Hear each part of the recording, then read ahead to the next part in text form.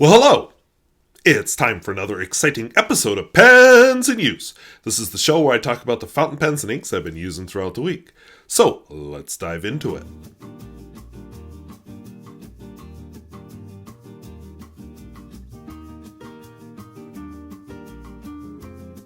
If videos like this interest you, where I talk about fountain pens both new and old and at all price points, I would invite you to subscribe. And I guess I don't really have a big topic here. A couple big topics, maybe.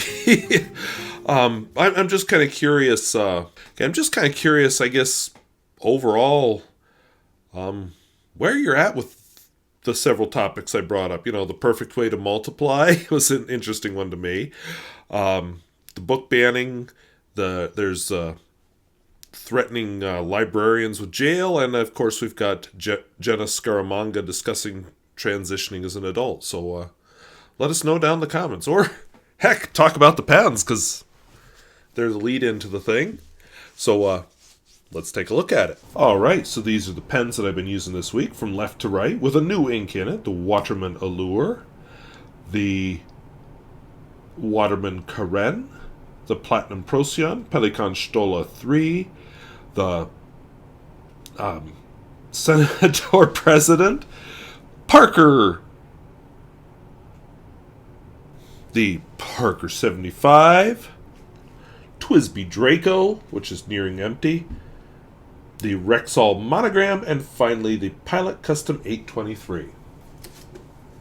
As always, I will be doing my writing sample in this Cognitive Surplus notebook. Alright, so my first pen is this Waterman Allure. Very nice green finish on it. Nice little finial. And this nib.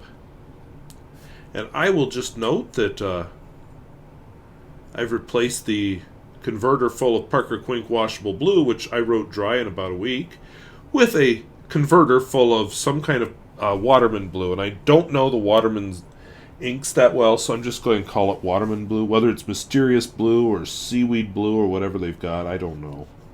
But it's blue. So I have a Waterman Allure with a fine nib, and yes, I still like it. The ink in is Waterman question mark blue. And we'll just do a swatch.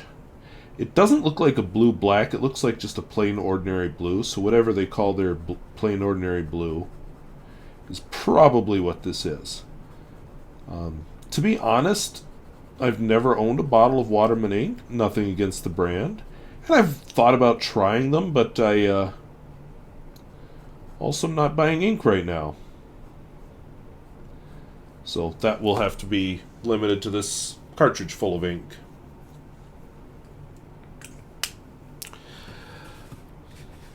I've been writing with that the Parker Vector since then. Since then, I've learned that it's actually called a Parker XL Vector, or Parker Vector XL.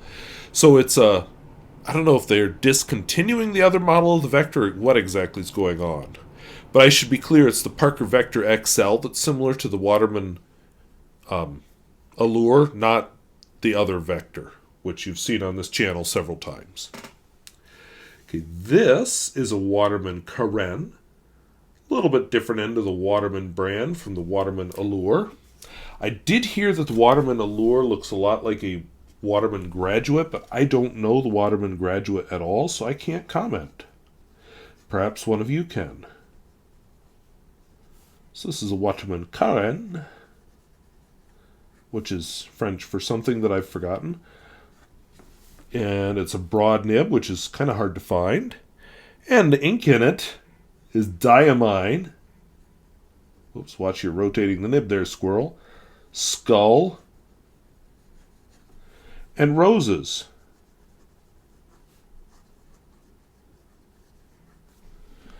It's an ink with some sheening in it. It's hard to see a lot of sheening on this paper.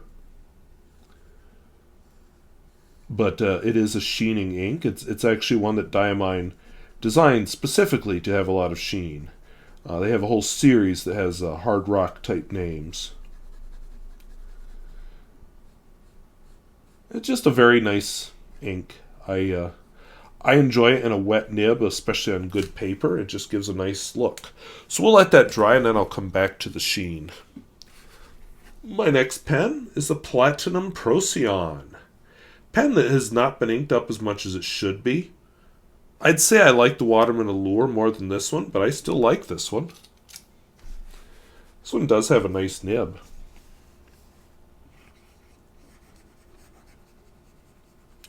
So it's a Platinum Procyon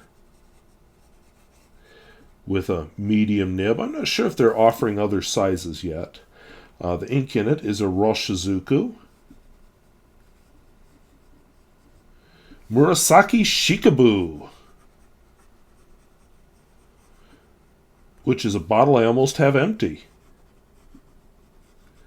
I'd say about 2 more pens filled, depending on which pens they are. We'll be done with this bottle of ink. And I like it. It's a nice purple, but I won't be replacing it because my goal here is we're going to have fewer bottles of ink in the house. And this is an easy victory.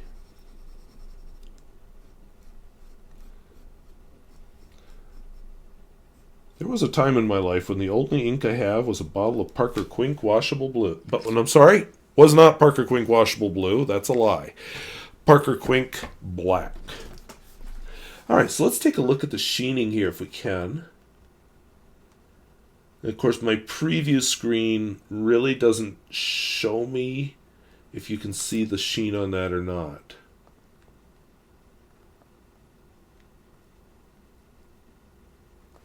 But I do see it with my eye.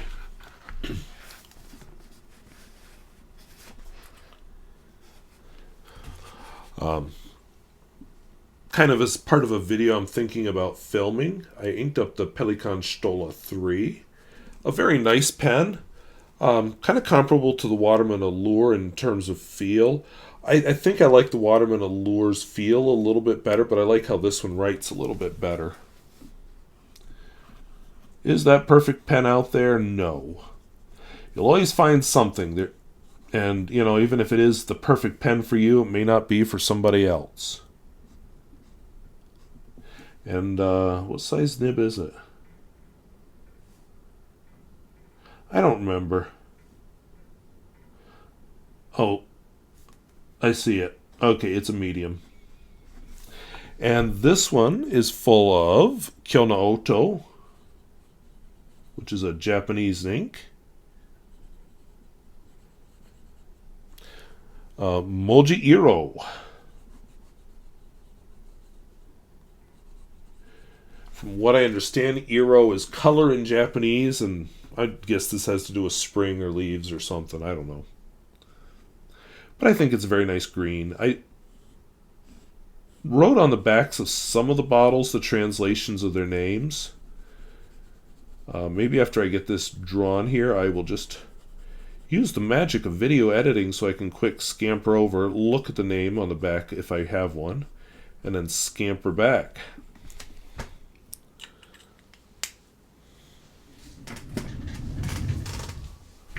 Okay, so bad news. I usually leave the fronts of the bottles fine, and then I write back there what they are, but I did not this time. So I'll have to see if I can find that. I'll leave this bottle sitting out and hopefully I remember. Update you next week if I remember. We have a senator president with a Ukrainian Ministry of Coal on it. Hopefully that will continue to be a thing.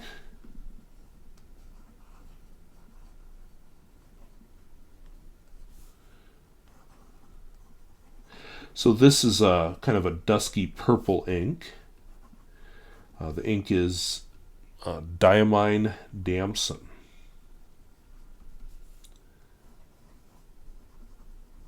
This also is in a little bottle, so it might be one to try to use up quickly. You know, I kind of figure if I can use up a bunch of little bottles quickly, then I won't be turning to them, plus it'll open up a lot of storage space. And then I can just start working on the big bottles. Is there a point at which I'll start buying ink again? Probably. I don't know what that point is. I know where I would like my ink collection to be held, and it's certainly in a lot less space than it's held right now. The Parker 75, because I really only have two other vintage pens this week, and I just wanted another one. So this has the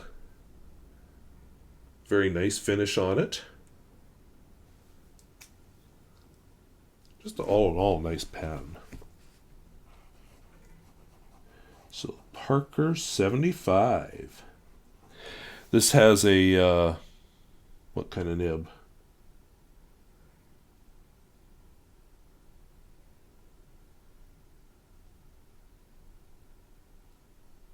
Medium. This has a medium nib on it. And the ink in it is Platinum Classic. Forest Black. This is one of their Iron Gall inks. I like the color on it. This one's kind of disappointing for an Iron Gall ink because I don't really ever see much color change in it like I do in some other Iron Gall inks. Some of them is so dramatic. This one, it's just meh. But I do enjoy it when it's dramatic. And one of these days I need to do a video about Iron Gall inks. They're a lot of fun. Also, older formulations of Iron Gall inks sometimes are kind of acidic and would actually attack the paper after a while. So, fun fact. This is a TWSBI Draco.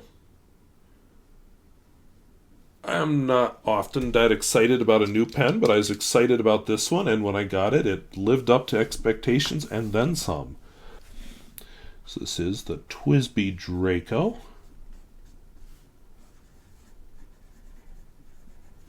Has a broad nib on it. And so I was talking about color change with the last one. This one you can actually see it. So this is Platinum Classic.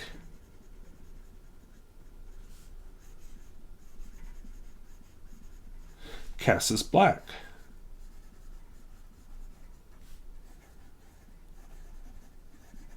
And it goes from kind of a bright pink to a duskier, darker pink.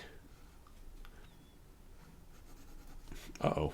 I said it was almost empty. We may be there. Oh, no, I guess not.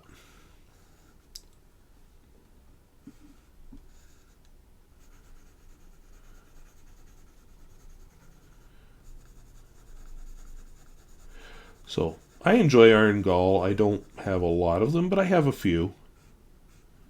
And again, the modern formulations are a lot safer than the historical formulations, especially some of the homemade jobbies. Alright, then we get to Anahuac, which is in this Rexall Monogram. So interestingly, I'm reading a book about the Alamo, and they just reference Anahuac in the book. So expect that book review one of these days. I got to finish it first. Am I still on screen? Yeah, just barely. Let's move it up here. So it's a Rexall Monogram made for the Rexall drugstore chain. And the ink in it is Callifolio. Anahuac.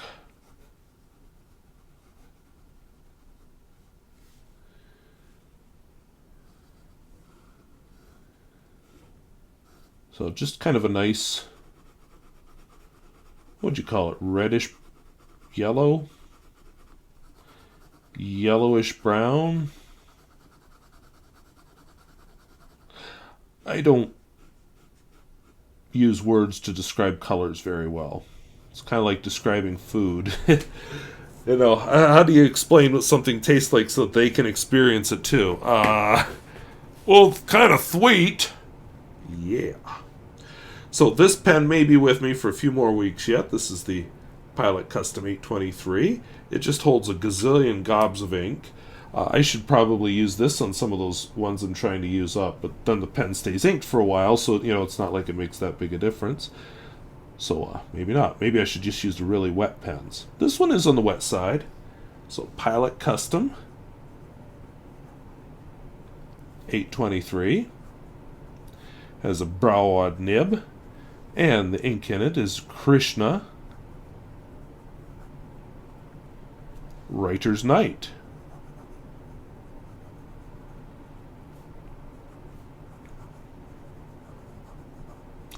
Just a very nice purple, very evocative.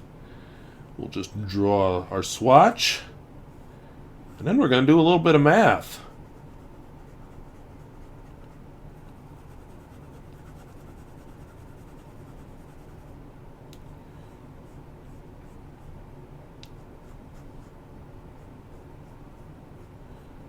Oh yeah.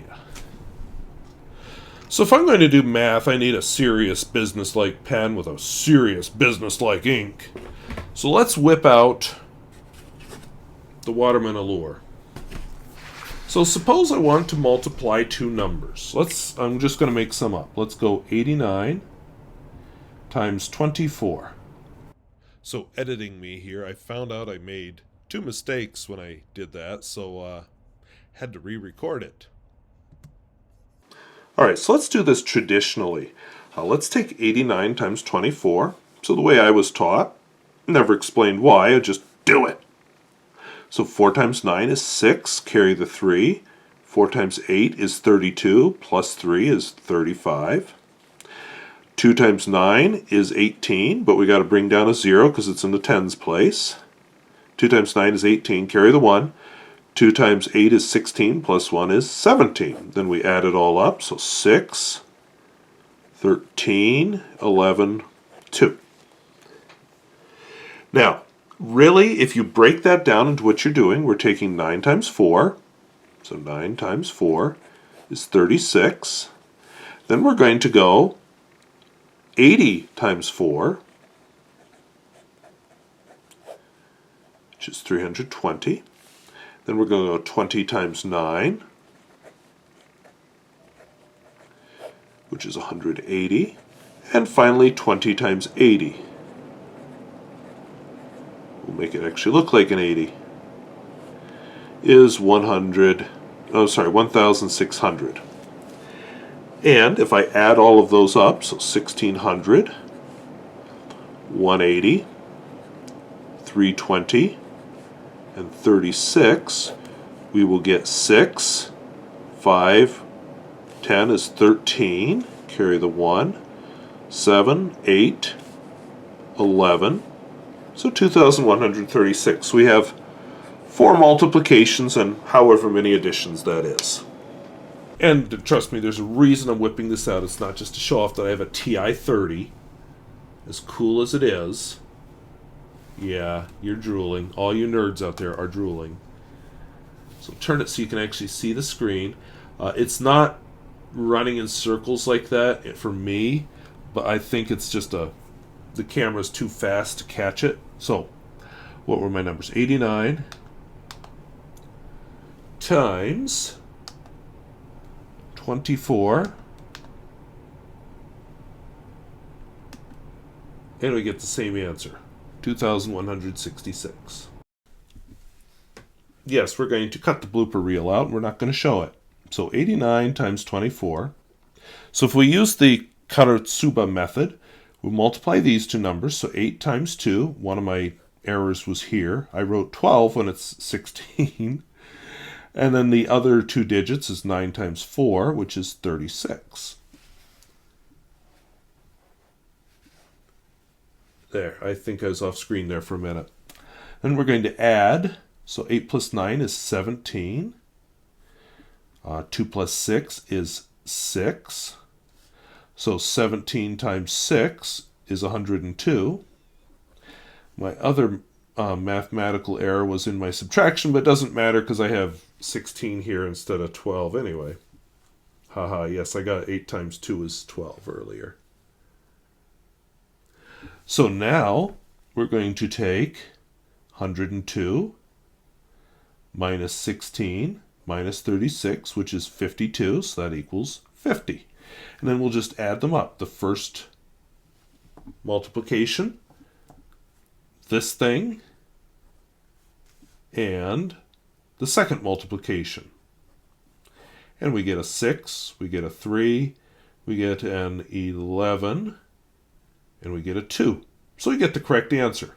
So what's the advantage here? Well, we have 3 multiplications, and we have several additions and subtractions, but those are faster for your calculator or your computer to do. Now, not a whole lot of gain here, but I'll tell you what we get. For one thing, the very first method I showed you, by breaking it up the way I did, that might be easier for kids to do because it's not as terrifying. With this one, the advantage increases as you add more digits. Now, I don't want to do one by hand with lots of digits, but as an example, the traditional way of multiplying two 4-digit numbers has 16 single-digit multiplications. If you do it the Karutsuba method, you only have 9 multiplications. It's faster to add and subtract than to multiply. Now, let's bring this guy back. Turn him on again. There's a little button here that says y to the x. I think you can read that. Which is an exponent. So I just want to do an exponent. So I'm going to go 8. Can you see the 8? To the 9th power. And we'll hit equals.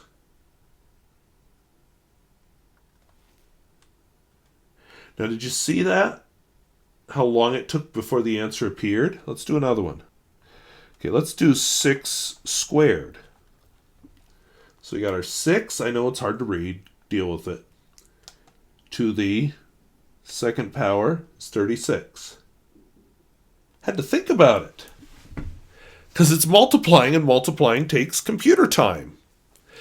So, you wouldn't notice that lag on a modern calculator, but that one dates from probably the 1970s, maybe 80s. So you can see it there. And so that's what this Karutsuba method is doing. Would you teach kids to do this in school? I doubt it. But because somebody took a fresh look at how to multiply, we've got a way to speed up calculations on a computer. And that's a lot of that's one of the things that mathematicians and computer scientists do. Now, computer programming is more of a language thing than it is a math thing. But, when they say, what do mathematicians do?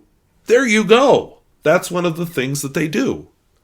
So, I just thought that was really cool. So, there you go. I'm a nerd. So, I just had to share that multiplication method. As somebody who's interested in computer science and maybe pursuing some graduate level coursework in computer science, I just found that interesting. A totally different way of looking at multiplication. So, I don't know. It's definitely at the sort of numbers that you would typically multiply by hand. Probably not that big of a savings in time. But what about those big numbers that computers were invented to deal with? Interesting. Anyway, I just, when I look at the slowness of this thing with some operations, this TI-30, you can see where there is a speed limit. It's just not as visible with modern technology, but it doesn't mean it's not there. So when they can find a faster way to do it, why not? I wrote down a couple of other topics, but one of the things I thought I would open with, last week I did a video, basically I visited different Ukrainian Catholic churches and one Ukrainian Orthodox church that were in the area, and it was mostly, the original plan was it was going to be, look, here are these cool churches, and the Ukrainians have settled as far as southwestern North Dakota. But I got a lot more interested when I saw the word Catholic, and I was just like, doesn't make sense. So I investigated, and so really what I was after last week was to share what I'd learned about a certain branch of religion in Ukraine. You've got your Ukrainian Catholics, a lot of whom were driven out by the Tsar and later communism. I didn't talk about the Jewish faith, which was also largely driven out, by the Tsar and communism, but that was a thing too. And then the Orthodox faith, where they have some of them aligned with the churches in Moscow and Russia, and others that are independent. And some people recognize them as independent, some don't. And I had a Ready to Harvest video where he talked more about the two branches that became independent. So just a lot of religious history there. Now, I don't think anybody watches this channel for what's Wasky Squirrel's hot take on Ukrainian invasion. Doesn't matter what I think.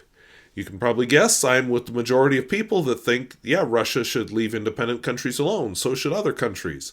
So should the United States leave independent countries alone, unless they are a threat. So that wasn't why I shared that. I don't want anybody to think I was suggesting that was the reason for the invasion. They're definitely, what's his name? The head guy of the church in Russia is claiming there's religious undertones to it, but really, I wanted to share information because I think it's important when you can learn something new to learn it. Learn more about a situation, and I wanted to just add to that. So that's what I was doing there. On a less serious topic, last week I mentioned that I'd changed my lighting. It's still the same lighting, but I discovered something about that camera. Somewhere in the midst of fiddling with it, I switched the automatic I switched the exposure to automatic. Right now it's on manual settings. It's on the same settings I would have had last week. But somewhere along the line I switched it to automatic, didn't notice, and as somebody, I can't remember which one it was, but one of my commenters pointed out, I had on a white sweater and probably confused the auto exposure. So now I have that new lighting set up, but with my normal settings. And at least on the preview, I don't like the shadows behind me, but I think it's looking a lot better. It's a work in progress. I've never been real happy with the lighting here. I'm a lot happier when I can open these curtains and I'm not putting them on a big show for the neighborhood because it's dark outside, but this time of year I can't do that. So yeah, I got to work with the dark for a large part of the year, so that's what I need to do. But some comments about the diffusers and things. Yeah, that's something. I could probably put a sheet over the lights or something, and I don't have them turned up to maximum brightness, so I could certainly brighten them more and put sheets over them. So we'll learn. It's just one of those things that you get happy, and then as you realize that, it's not as good as it could be. You just keep learning more and more that you can improve. And I don't have a professional here advising me. It's me and random people on the internet. So I'm learning, and so I appreciate any suggestions as long as they're offered in a constructive spirit. And that's what I got, because I have a great audience. All right, on to more serious topics. I wasn't sure exactly which news article to link to, but I finally picked a video by PBS News about the nationwide effort to ban books, which is a thing that's been going on all over the country just lately. There just seems to be this sudden desire to ban books from schools and libraries, to the point that, one of my links is about Idaho. There's a bill right now in their legislature about threatening librarians with jail and fines if they put the wrong book in the hands of kids. And I just think how sad it is that these people think it's okay to legislate what other kids can see. Now, I may disagree with a parent about their decision about what their kid can see, but ultimately it's their decision because they're the kid's parent. But I do have a problem with big government deciding to decide what other kids can see. So when we're banning books, we're saying I don't want my kid reading this. We're saying, I don't want any kid reading this. And I think that's dangerous. And it scares me a little that this country is headed down this road of book banning again. And really, what's behind it? Well, it appeared suddenly. It's not like this thing that's been building. What it is, it's the latest cause du jour to get people riled up. Rather than campaign on something, an actual issue that'll make people's lives better, we've got certain politicians who are campaigning on outrage. And that's what's really behind it. We've got a media that's trying to campaign on outrage. And what's sad is the same people banning these books are the same groups that not too long ago were complaining about cancel culture or canceling Dr. Seuss books. Even though it wasn't big government canceling Dr. Seuss, it was Dr. Seuss's own family canceling those books. But they don't see the irony because it doesn't matter. They don't really believe any of it. It's all about power and getting people riled up enough to vote for this politician rather than that politician. So that's what's behind all the book bans. It's not this sinister brainwashing thing like people think, although the results could be. Because honestly, a lot of these are books that kids would never have read anyway. A couple of them are, but most of them are not. But what's sad, the great thing about the library is it should be a place where you can find whatever you need or want, whatever information you need. And I just think, imagine being, for example, a gay kid living in a small town in southern Georgia. And you're the only gay kid you know. Where do you go to find out about your world? You're not too sure about your parents because your parents are evangelical Christians. What do you do? And, the library can be an escape for people like that. Imagine being me, a kid living in small town in rural Pennsylvania, who really isn't that interested in sports, who does love to read and loves to find out about the world.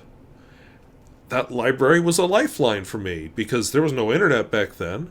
Just the ability to find other worlds and other places, because I sure wasn't finding them at school. Because who would I talk to about books at school? Nobody cared at school what you're reading. There's something fishy about you if you read or you actually want to do well in school. That's the world I grew up in. So libraries should be a lifeline to these kids. And I honestly don't have a problem with kids reading material that's a little above them. Didn't hurt me any. I preferred reading adult books rather than kid-level books. And, not that it's that controversial of a book, but when I was in second grade, I read The Lord of the Rings. Kids can do it. And, sometimes they run into things that you just like, and you want to have, try to explain it on a kid-friendly level, but, kids can handle a lot more, and, so you may be like, I don't want my kids knowing about gay people, and then, his classmate has two men as his fathers. It's ridiculous, really, when you start thinking about it, and it's just, what's going to happen is innocent people get hurt, so these politicians and these news media people can make a big stand before they move on to the next cause du jour. Think back to the satanic panic of the 1980s, which was a whole big to-do about nothing. Or McCarthy's whole trying to purge communists back in the 1950s. It's a whole big political show about nothing, so that rather than stand for something, rather than campaign on issues that'll make people's lives better, we're just, look at these people over here. Better get outraged. And as voters, we fall for it over and over again. My last topic I brought up actually is related to that. It's an article by Jenna Scaramanga. And I will just mention that I have never met Jenna Scaramanga, but I've been reading her writings for many years. Jenna Scaramanga is where I learned about the ACE Christian curriculum, which is a very scary curriculum when we're talking brainwashing. This is one that's used in Christian schools.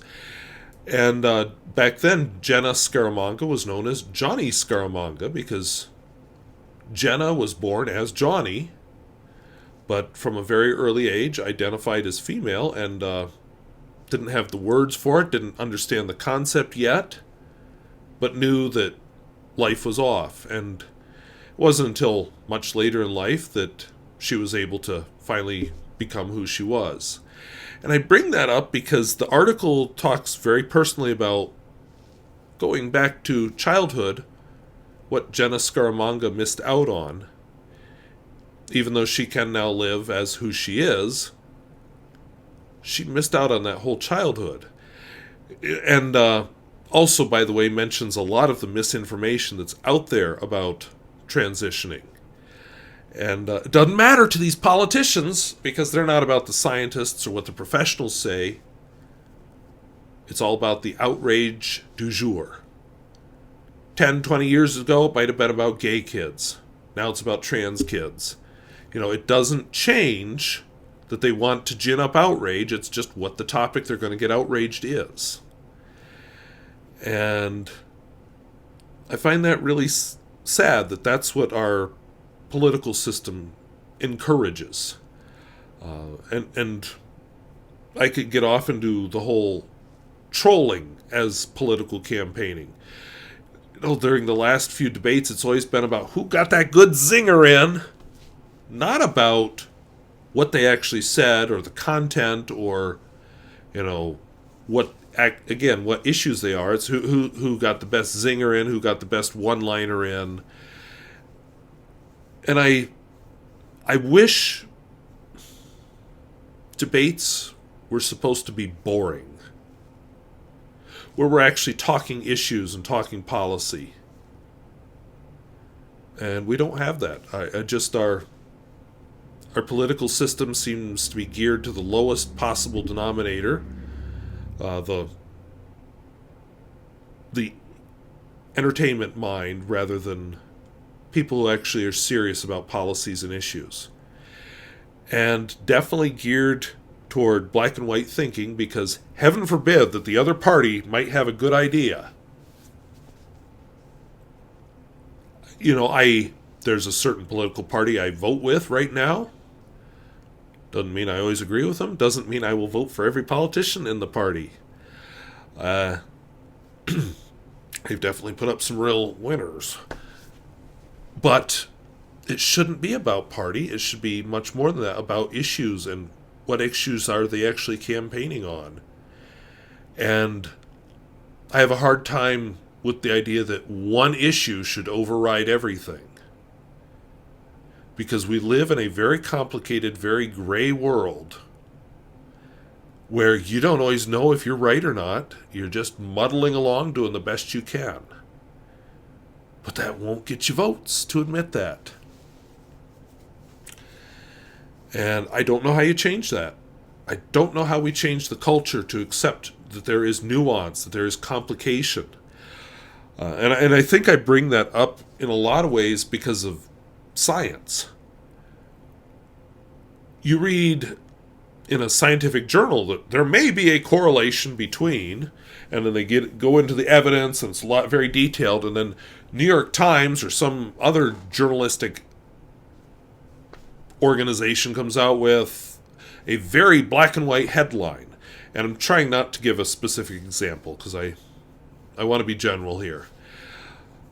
And that's because people don't like black and white. Black and white's uncomfortable. It's really uncomfortable when you're like, I really don't know what I should do here.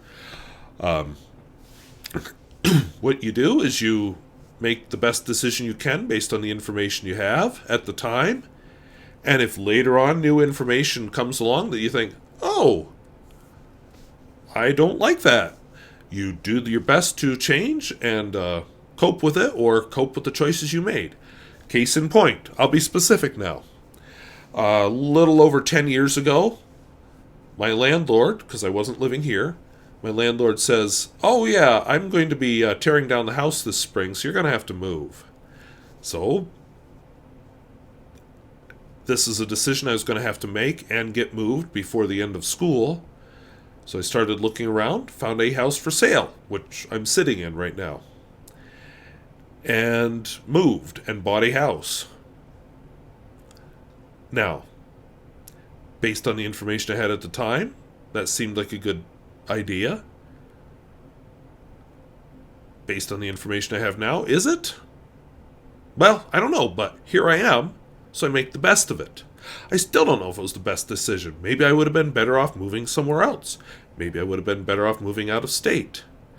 Maybe I should have rented an apartment. But here I am. I'll have this place paid off in just a few years, because I'm very close right now. And it is what it is. I got to live with it, whether that was the right decision, but based on the facts that I had on hand at the time, that seemed like the best decision.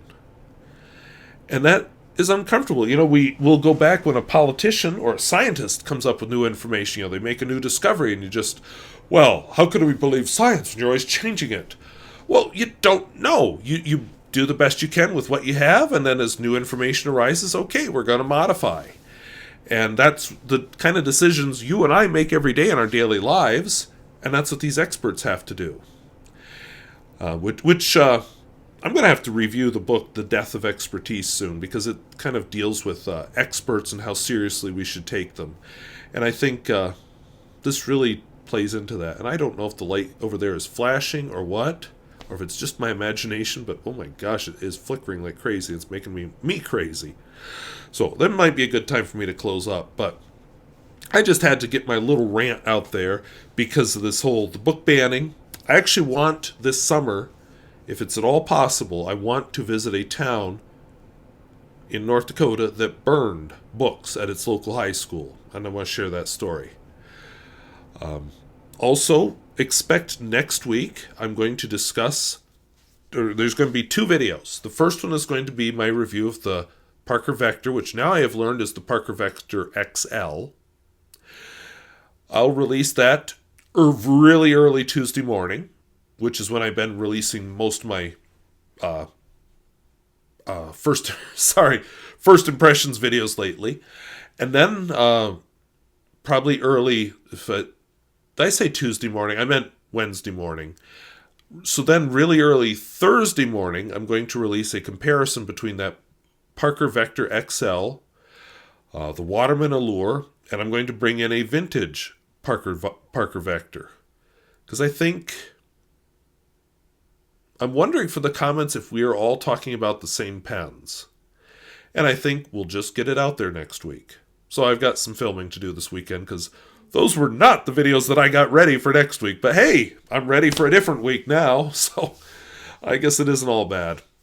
And barring weather issues, next week I will be going to the Black Hills. I won't tell you when, but I will be going to the Black Hills, and I plan to finally film this Q&A that I've gotten ready. I got all the answers written, I just haven't filmed it. So, 10 inches of snow in the weather stopped me doing it last month, but the weather report is looking a lot better for this coming week. So, hopefully that will be published instead of a Pens in Use in one of the coming weeks.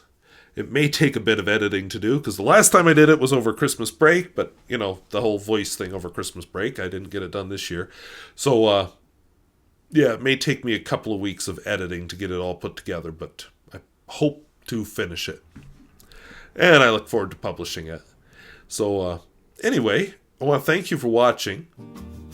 And if videos like this interest you, where I talk about fountain pens both new and old and at all price points, I would invite you to subscribe.